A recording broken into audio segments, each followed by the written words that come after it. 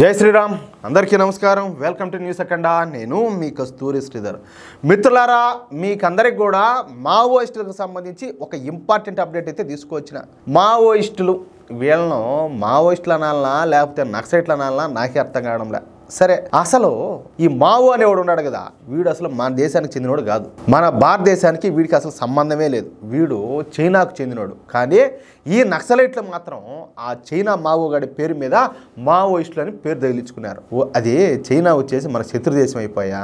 ఓడినేంది మీరు అభిమానించేది, ఓడి పేరుతో మీరు మావోయిస్టులు అది ఇదని చెప్పి పేర్లు పెట్టుకునేదే. అప్పటికి ఏంది మీ ఉద్దేశం ఏందంటాలే? అప్పటికి మీరు భారతదేశానికి వ్యతిరేకంగా చైనాకు సపోర్ట్గా మీరు పనిచేసినట్టే కదా, సింపుల్గా చెప్పాలన్నా. కానీ అందులోనూ మీరు ఈ ప్రభుత్వం మీద వ్యతిరేకత, వాళ్ళ మీద వ్యతిరేకత, వీళ్ళ మీద వ్యతిరేకత అని చెప్పేసి తిరుగుబాటుదారులుగా మొదలు ఇప్పుడు ఏకంగా తీవ్రవాదులుగా తయారైపోతుంది. ఆడితో సరిపెట్టుకున్నారు. మీరు చైనాతోనూ దోస్తీ చేస్తారు, ఆడి నుంచి ఫండింగ్ తెచ్చుకుంటారు, ఈడ చేసే రచ్చ అంతా చేసి భారతదేశాన్ని ముక్కలు చేయాలనుకుంటారు. అదేవిధంగా పాకిస్తాన్ తీవ్రవాదులతో కూడా చేతులు కలుపుతారు. పాకిస్తాన్ గూఢాచార సంస్థ అయినటువంటి ఐఎస్ఐతోనూ చేతులు కలుపుతారు. మిమ్మల్ని ఏమనాలి ఇంకా? పొరపాటు స్వామి, పొరపాటు. చిన్నప్పుడు తెలియక నక్సలైట్లు అంటే ఏదో మంచోళ్ళు, ఎవరన్నా అన్యాయానికి గురైన వాళ్ళకి ఏదో న్యాయం చేస్తారో, పేదల పక్షాన్ని నిలబడతారని చెప్పేసి నేను కూడా భ్రమపడినా. ఇప్పుడు రాను తెలుచాను మీరు ఎంత గొప్పోళ్ళు అనేది. మన శత్రు దేశాలకు అనుకూలంగాను భారతదేశానికి వ్యతిరేకంగాను పనిచేస్తామంటే ఇంకా మీకు పాకిస్తాన్ తీవ్రవాదులకు తేడా అయింది. ఇంకా తేడా అయిందంటాలే. సరే, నేను ఇంతకు ముందు చెప్పినట్టు వీళ్లకు పనిచేయాలంటే అసలు ఏ మాత్రం కూడా ఒళ్ళొంగకుండా, సరిగ్గా చదువుకొని చావక, ఇంకొకరి మీద ఎంతసేపటికి ద్వేషాన్ని పగనం పెంచుకొని వాటిని ఏదో ఒక విధంగా తీర్చుకోవాలని చెప్పేసి పోయి ఈ నక్సలైట్లోనూ మావోయిస్టులోనూ చేరతారు. రకరకాల కారణాలు, ఒక కారణం అనేం కాదు. ఓకేనా?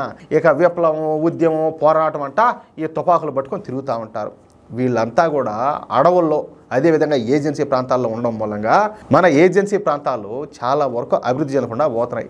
ఏజెన్సీ ప్రాంతాల్లో ఉండే మన గిరిజన సోదరులు అభివృద్ధి చెందకుండా అడ్డుపడతాను కూడా ఈ మావోయిస్టులే. చూడండి, ఎందుకంటే గిరిజనులు కనుక అభివృద్ధి చెందితే, వాళ్ళు చదువుకుంటే ఈ మావోయిస్టులకు ఇక సీన్ అనేది ఉండదన్నమాట. ఎందుకంటే వాళ్ళని ఏదో ఒక విధంగా వాడుకొని వాళ్ళకి ఏదో ఒకటి మాయ మాటలు చెప్పి వాళ్ళని ఏదో ఒక విధంగా రెచ్చగొట్టి వాళ్ళ ద్వారా వీళ్ళు పబ్బం కట్టుకుంటూ ఉంటారు.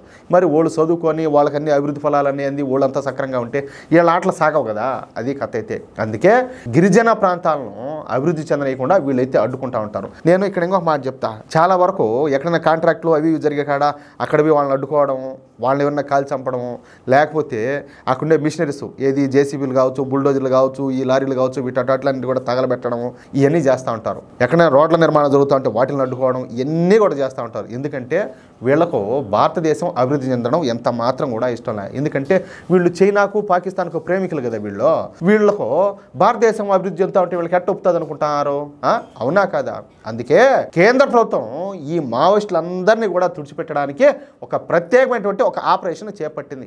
ఈ ఆపరేషన్ అనేది ఏదో ఒక రోజు, 2 రోజులు, 3 రోజులు కాదు, వచ్చే 2 సంవత్సరాల పాటు ఈ ఆపరేషన్ అనేది కొనసాగుతుంది అనమాట.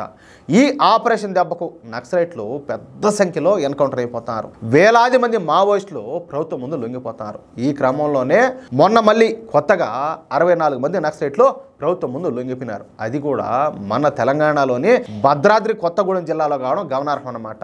ఈ లొంగిపోయేటువంటి 64 మంది నక్సలైట్లలో ఏరియా కమిటీ సభ్యులు 11 మంది, విప్లవ ప్రజా కమిటీ సభ్యులు 9 మంది, ఆర్పీసీ మిలిషియా సభ్యులు 19 మంది, దండకారణ్య ఆదివాసీ కిసాన్ మజ్దూర్ సంఘటనకు చెందినటువంటి 11 మంది, చైతన్య నాట్య మండలికి చెందినటువంటి వాళ్ళు 6 మంది, అలాగే విప్లవాత్మక ప్రజా కమిటీ ఈ గ్రామ రక్షక దళం సభ్యులు 8 మంది ఉండారంట.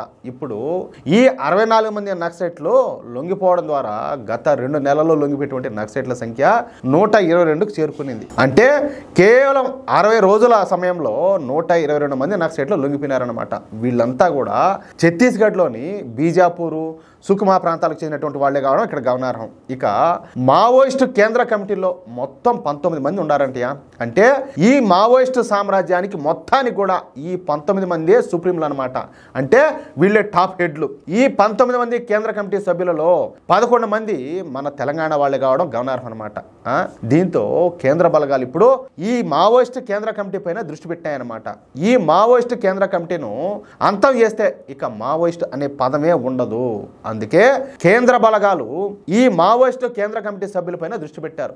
ఈ సభ్యులు ఆంధ్ర, ఒరిస్సా సరిహద్దుల్లో కానీ లేదా తెలంగాణ, ఛత్తీస్గఢ్ బార్డర్లో కానీ ఉండే అవకాశం అయితే ఉండదంట. అందుకే కేంద్ర ప్రభుత్వం కొత్తగా మరొక 5,000 మంది బలగాలను ఈ ప్రాంతాల్లో అయితే మోహరించారనమాట. వీళ్ళు కూడా లొంగిపోకపోతే ఇక త్వరలోనే ఈ మావోయిస్టు అగ్రనేతలకు చావు తప్పదని అయితే అర్థమైపోతుంది. ముందుటి మాదిరి కాదు, చాలా అంటే చాలా సీరియస్గా ఉన్నారు. ఎందుకంటే ఇప్పుడు దేశంలో తిరుగుబాటుదారులు, దేశ వ్యతిరేక శక్తులు వీళ్ళంతా కూడా ఎక్కువైపోతున్నారు. ఇప్పుడు వీళ్ళు కూడా చెప్పినా కదా, వీళ్ళు మన శత్రు దేశాలతో చేతులు కలిపి మన దేశాన్ని దెబ్బతీయాలని చెప్పి చూస్తారు, మన దేశాన్ని అభివృద్ధి చెందకుండా చూస్తారు. ఇంకెట్టా ఉపేక్షిస్తారు చెప్పండి, ఎట్ట వదిలిపెడతారు? అందుకనే ఈ మావోయిజం నక్సలిజం అనేది లేకుండా పూర్తిగా దీన్ని సర్వనాశనం చేసడానికి కేంద్ర ప్రభుత్వం అయితే నడుం బిగించింది. ఈ దెబ్బతో వీళ్ళని కన్నా క్లీన్ చేసేస్తే మన దేశానికి బట్టిన ఈ మావోయిస్టుల పేడ అయితే విరగడం ఉండాలి. అది విషయం అయితే. మిత్రులారా, ఈ న్యూస్ కనుక మీకు నచ్చినట్లయితే ఖచ్చితంగా ఈ న్యూస్ను నలుగురికి షేర్ చేయండి. అదేవిధంగా ప్రతి ఒక్కరు కూడా మీ యొక్క అమూల్యమైన అభిప్రాయాలను ఖచ్చితంగా కామెంట్ చేయండి. అలాగే ఇంతవరకు మీరు కనుక మన ఛానల్ను సబ్స్క్రైబ్ చేసుకున్నట్లయితే ప్రతి ఒక్కరూ మన ఛానల్ను సబ్స్క్రైబ్ చేసుకోండి, సపోర్ట్ చేయండి ప్లీజ్. జై శ్రీరామ్.